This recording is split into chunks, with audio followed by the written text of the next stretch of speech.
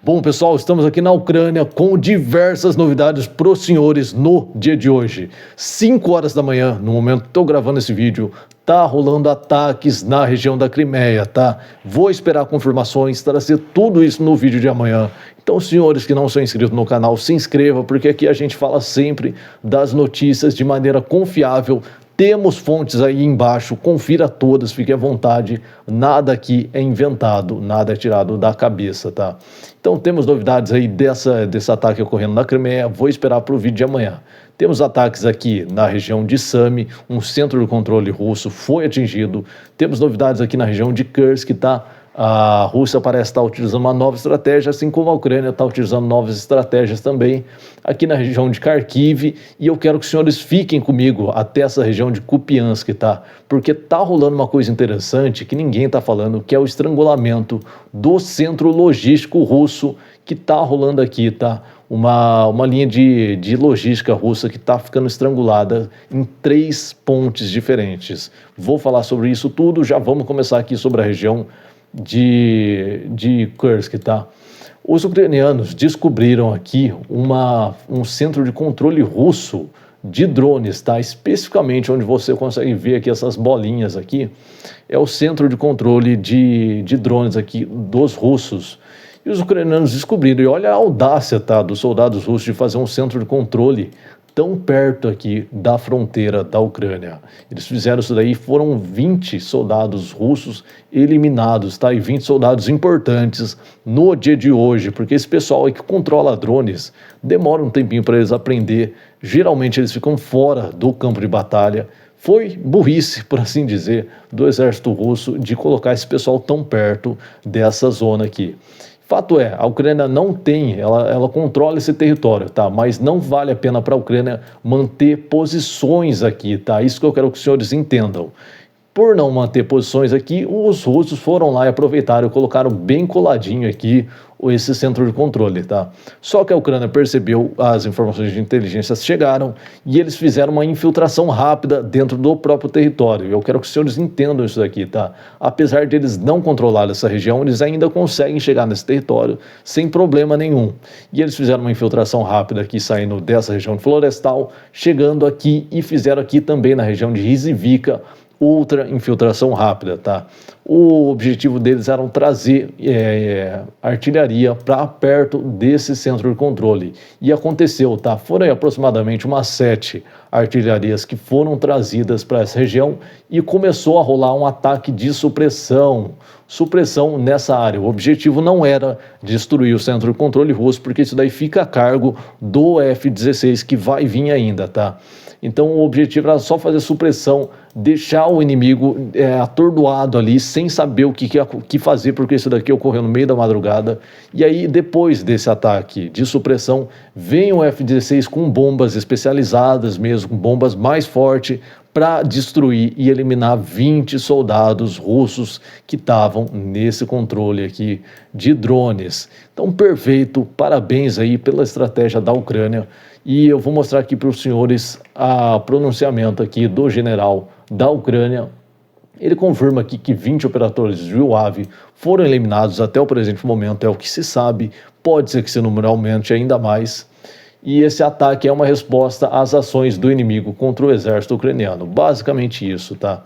Tivemos aí novidades também dessa região aqui de Kursk. No cessar-fogo que rolou, a Ucrânia acabou perdendo posições aqui, tá? Essa posição em branco aqui eram posições ucranianas que a Ucrânia tinha e eles acabaram perdendo aqui, tá? Mas em amarelo é as posições novas que a Ucrânia conseguiu dominar, tá? Então em amarelo aqui a gente tem as posições que a Ucrânia dominou. O que aconteceu? Rolou aqui, né, um reagrupamento de forças para essa região. Então a gente perdeu aqui a região de Guevo, que eram regiões importantíssimas, sim, tá? Perdemos aqui a região de Gogolevka e recuamos para a região de Olesinia, aqui no meio, para ficar no meio dessas árvores aqui e tentar formar uma barreira maior aqui. Os ataques dos russos estão ocorrendo aqui, tá vindo dessa lateral aqui, temos bastante pressão na lateral. Aqui no meio eles já esqueceram, desistiram aqui por conta desse avanço ucraniano. Temos mais ataques nas laterais aqui e ataques aqui. Houve uma tentativa de infiltração pela parte traseira também e tentar pegar a retaguarda, mas não rolou e eu vou falar sobre isso também. Fato é, essa posição aqui dos ucranianos, nessa região aqui, posição que os ucranianos estão tentando segurar, não vai rolar, provavelmente vai ter um recuo ainda maior, mais ou menos para cá. É importante ter esse recuo para eles conseguirem fortificar ainda mais, tá? Fortificar todas essas posições que estão aqui, principalmente o meio. Essa região que está aqui está bem fortificada, não há indícios tão assim graves de ter mais recuo ucraniano. Então a gente mantém aqui, lembrando, isso daqui foi graças àquele cessar-fogo aí, que de cessar-fogo foi só cumprido pela Ucrânia, tá? Então, graças a esse maldito cessar-fogo aí que rolou no domingo de Páscoa, utilizado pelo Putin e reforçado pelos aliados da Ucrânia, eles acabaram tendo que recuar nesse território aqui, tá?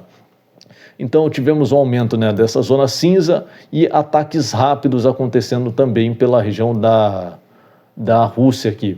A Rússia tentou fazer uma coisa nova que está rolando aí, isso que eu queria que os senhores prestassem bastante atenção, porque eu nunca vi isso daqui também acontecendo, foi uma mistura, vou mudar a cor da setinha aqui para os senhores, foi uma mistura aí daqueles ataques que exclusivamente aqui no canal a gente fala, eu acho que é o único no Brasil, talvez no mundo que a gente fala e notou isso daí acontecendo em Toretsky, que eram ataques de ondas humanas com resquícios de soldados, né? Soldados que sobravam no campo de batalha e eram abandonados de propósito, tá? Só que houve uma unidade de reconhecimento aqui, tá? 15 russos se juntaram também a essas ondas humanas, o que é estranho, tá? Isso que eu acho estranho.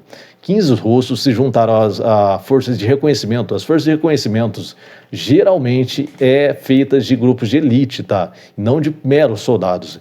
E os ucranianos perceberam esses grupos chegando aí de reconhecimento, eliminaram os 15, e isso é importantíssimo, porque grupos de reconhecimento são raros e são pessoas de elite, são pessoas que têm que fazer todo o mapeamento do território, então são poucas pessoas que fazem reconhecimento. Você destruir 15 é maravilhoso para a Ucrânia, uma notícia boa, só que é o que eu estou falando, rolou uma junção, porque parte desse grupo aqui, ele veio e continuou o ataque para a retaguarda, e parte desse grupo veio aqui e parou nessas posições para fazer o reconhecimento do território, tentar puxar o máximo de informações de rádio, de movimentações, satélites e tudo mais. Então, eu não entendi exatamente qual foi o propósito, mas aqui está nascendo aí uma nova estratégia, assim como tem outras estratégias muito interessantes aí acontecendo pela Rússia, tá? Mudanças aqui na região de Toretsky, na região de Zaporizhzhia também temos mudanças, mas eu vou ver se vai dar para falar a respeito disso no vídeo de hoje. Já vamos aqui para a região de Belgorod, que fica um pouquinho mais para baixo, tá?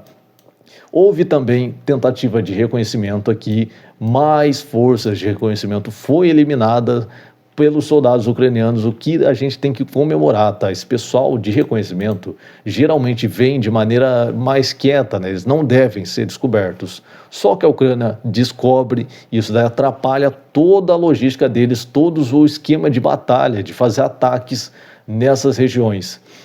Isso aconteceu de fato, tá? A Ucrânia conseguiu destruir esse pessoal de reconhecimento e eles estão fazendo uma pressão máxima aqui por parte da Ucrânia, principalmente nessa região de lateralização de Popovka. A gente tem forças russas aqui, nessa região aqui, tá? Nessa região a gente tem forças russas bem fortalecidas para cá, bem fortalecidas aqui também, e temos ataques específicos aqui na região de Demidovka, tá? Então, enquanto os ucranianos estão tentando fazer a lateral aqui em Popovka, os russos estão tentando fazer a força máxima nessa região de Demidovka, tá? O que é percebido aqui, foi relatado também tanto pelo exército russo, tá? Perceba isso aqui. Foi uma linha de defesa aqui que ela está instável, então elas não conseguem manter a continuidade dos ataques. Enquanto a Ucrânia está, né, veja isso daqui comigo, tá?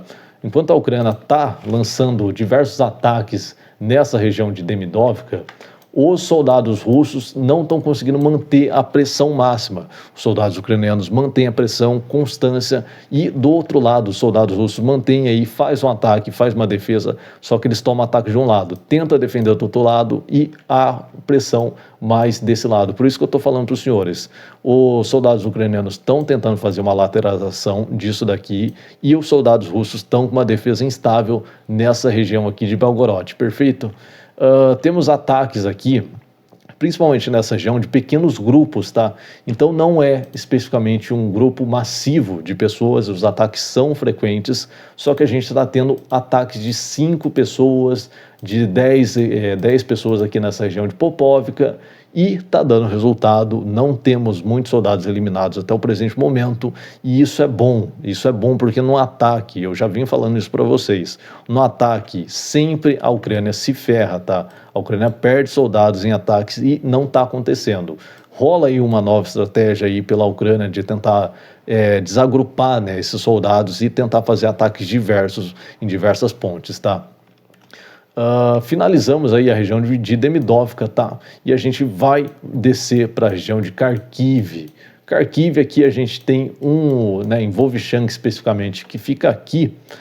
Temos um problema para os russos, tá? Os russos não estão conseguindo avançar por conta do terreno em si. Esse terreno está muito difícil para os russos avançar, porque aqui a gente tem fortificação ucraniana, aqui a fortificação está pesada, tá? E isso daqui eu contei para os senhores em outros vídeos. Se você não acompanha o Guerra é Guerra, não perca nenhum vídeo aqui, porque você vai perdendo todas as informações, tá? Os soldados russos tentaram fazer aqui um ataque nessa região e transformar isso aqui em zona cinza. O objetivo não era transformar isso aqui em território russo, em ataque mesmo, locais de controle russo, mas em zona cinza.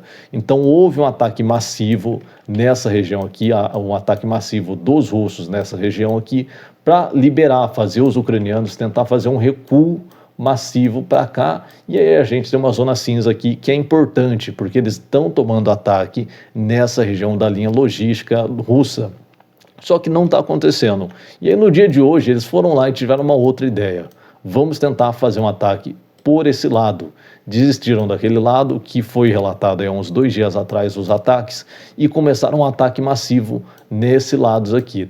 Só que a Ucrânia tem diversas posições aqui nessa região, inclusive, tá, foi noticiado que temos sistemas de artilharia já apontados justamente para essas regiões, então você não precisa fazer nem modificação nem nada, tem sistema de artilharia já apontados com as localizações aqui. Então os soldados russos tentaram fazer um ataque com 20 motocicletas, 20 motos nessa região aqui, e cara, não rolou, eles foram aí eliminados. Tivemos aí também 3 veículos de transportes e também uma nova estratégia de ondas humanas aqui, porque é o que eu falei para os senhores, lá na região de Kursk, a gente tem uma estratégia de ondas humanas aí juntando com o pessoal de reconhecimento, o que não é comum, tá? Não é comum você juntar 2 grupos, o de reconhecimento e o de ataque no mesmo momento. Aqui a gente teve o ataque com motos especificamente de primeira, vindo aí com apoio de 3 veículos de transporte nessa região. Foram destruídos todos, os morteiros ucranianos já estavam apontados aqui para esses ataques que eles iam fazer. Não rolou, tá? Não rolou. Aqui é uma zona assim que tá difícil para os russos. Temos fortificações aqui, ó, para os senhores perceberem, temos fortificações aqui nessa região, que é uma região de floresta muito densa. Temos fortificações aqui também. Aqui a gente está ocorrendo uma guerra de guerrilha, não vai ter novidades por aqui também. Guerra de guerrilha, aquele negócio é um negócio meio lento mesmo e não vai acontecer nada. Fato é isso, tá? Nasce aqui uma nova estratégia também, vamos estar acompanhando aí todos os dias para ver o que a Rússia vai fazer com isso daí. Eu percebo, coisa que ninguém está percebendo também, que a gente tem, novamente, uma coisa diferente acontecendo aqui, uma coisa diferente acontecendo aqui, outra coisa acontecendo diferente aqui, outra em Toretsk acontecendo diferente e outra lá em Zaporizhzhia, tá? Então há um teste aqui gigantesco de estratégia, teste, porque a gente está fazendo, estamos na fase de transição do terreno de lama para o terreno de terra firme. Então eles estão testando agora, nesse exato momento, qual dessas estratégias aqui vai ser a mais eficaz. No presente momento, tá? Não temos estratégia eficaz por parte da Rússia. Eles estão fazendo isso daí, essa loucura aí de ataques de ondas humanas, de diversas maneiras. Então a gente vai para a região de Kupiansk para depois dar um geral aí dessas estratégias. Região de Kupiansk, uma coisa maravilhosa está acontecendo aqui, porque há um estrangulamento das linhas logísticas russa. Então perceba aqui comigo, vou desenhar para os senhores aqui, ó. Não sei se os senhores conseguem perceber que há uma estrada rolando aqui que vem até a região de Kupiansk, ela vai até lá na frente. E agora você percebe isso daqui, os soldados ucranianos estão com uma ponta de estrangulamento aqui, estão com outro estrangulamento aqui, estão com outro estrangulamento aqui e tentaram criar aqui, né, um novo estrangulamento. Inclusive eu achei, uma das coisas que eu errei aqui no Guerra Guerra, que haveria um outro ponto de estrangulamento aqui em Firholivka, tal, que não rolou. Esse pessoal aqui que estava acumulando na região de Firholivka acabou sumindo do campo de batalha. Aparentemente eles foram desviados aí para outras regiões aqui, e essa região aqui em amarelo é o novo território que a Ucrânia ganhou nessa região de Kupiansk. Aqui o general que estava da comunicação também, né, fez um pronunciamento falando a respeito dessa região, o Bogdan Petrenko. Ele fez um pronunciamento dizendo que graças aí a estrangulamento também, as forças russas não estão conseguindo chegar nessa região aqui. Então não há, né, um apoio massivo aqui das forças justamente nessa região. Perceba aqui de novo, tá? Desenhar aqui para os senhores. Desenhar isso daqui para os senhores. Perceba isso daqui, ó. A linha logística vem aqui. Então, para os soldados russos conseguir fazer o transporte de linha logística, eles têm que puxar outra linha aqui, que tem aqui, e tentar cortar para cá, ou trazer essa linha para cá. Então, você percebe aí também nos vídeos que eu venho trazendo, que esse esforço aqui que estava rolando aí pelo exército Wagner, inclusive, que é o pessoal lá dos presos, estava rolando um esforço gigantesco para tentar fazer uma pinça aqui e tentar um avanço em toda essa região. Fato é, eles desistiram. Basicamente, os soldados russos desistiram disso aqui. O general que está comandando isso aqui já declarou que as forças que estão aqui estão se enfraquecendo. Então, esperamos aí que vai ter uma intensificação dos soldados ucranianos nessas regiões aqui, beleza? Só para mostrar para os senhores, para ver se os senhores reconhecem, vocês que acompanham sempre o canal Guerra Guerra aqui, os senhores reconhecem aqui que eu venho falando a respeito dessa pinça que está rolando aqui. Então a pinça ela está vindo e fortificando para cá, ela não está finalizando aqui em Zapadine. O pessoal esqueceu totalmente Zapadine e a Ucrânia foi lá e lançou um ataque aqui, já com o objetivo de tentar ou quebrar essa pinça russa, o que eu acho que não é plausível. Eu acho que há uma fortificação aqui e eles vão tentar segurar essa pinça russa e segurar esse lado de pinça russa também, tá? Então espere aí nos próximos dias um aumento dessas duas regiões e um ataque que eu acho que é o que vai acontecer, o que eu venho falando sempre para os senhores, que é um ataque no meio da pinça. Então os ucranianos fazem uma força e atacam no meio. Vamos ver, né? Porque o exército ucraniano eles sempre bolam em uma estratégia interessante e tem que aguardar, eles sabem bem mais do que a gente, beleza? E aqui eu vou falar a respeito da estratégia, né? Em Toretsk aqui, a gente teve esse ganho de território por conta do cessar-fogo, falei no vídeo de ontem já, é um negócio terrível, sabe? Os russos aproveitaram bem, né, da maldade deles aí para ganhar esses territórios. E o que aconteceu aqui? A gente em Toretsk estava tendo uma estratégia aqui que eu falei para os senhores que era de defesa flexível. Fiz um vídeo completo, talvez quem é novo no canal não conheça essa defesa flexível. Mas o que era? Era uma coisa nova acontecendo, o que eu estava noticiando só. Depois o Instituto de Estudo da Guerra, né, o ISW, foi lá, confirmou isso daí também que estava acontecendo e estava espalhando por outras regiões aqui, que era o seguinte: os soldados ucranianos, eles faziam ataques nessas regiões aqui, de zona cinza, tá? Nessas regiões que são sem controle nenhum, nem dos ucranianos e nem dos russos. Os ataques dos ucranianos eram especificamente à noite, para limpeza de território. Então eles iam lá, deixavam os soldados russos avançarem aqui nessa região, né, de zona cinza, imaginando que aqui era uma zona cinza, né, até o dia de ontem.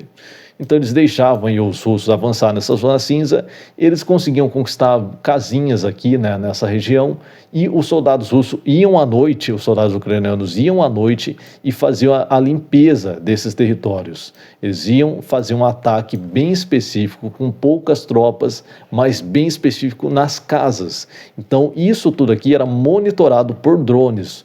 Toda essa região era monitorada por drones ucranianos. Errei a cor aqui, mas era monitorado pelos drones ucranianos, beleza?